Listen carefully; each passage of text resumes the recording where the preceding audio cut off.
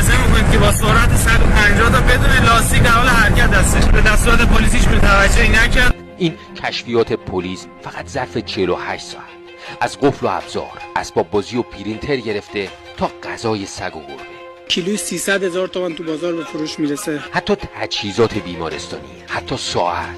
این هم ساعت‌های هوشمنده.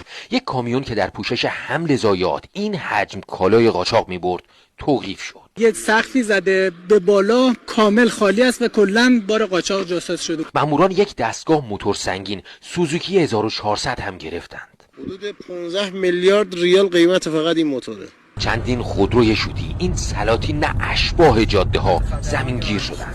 توی ایست بازرسی مامورین ایستادن، ایشون توقف نکرده، با استفاده از خارک باز خودرو پنچر شده ولی به مسیرش ادامه داده. همجور روی رینگ 40 کیلومتر به مسیرش ادامه داده و در نهایت برخوردی که با گاردل کنار جاده داشته خودرو متوقف شده. شاید در جاده های جنوب و غربی یا همین جاده قم و تهران خودمان با هر سرعتی که باشی یک 405 پارس یا سمند پشتت چراغ میدهد.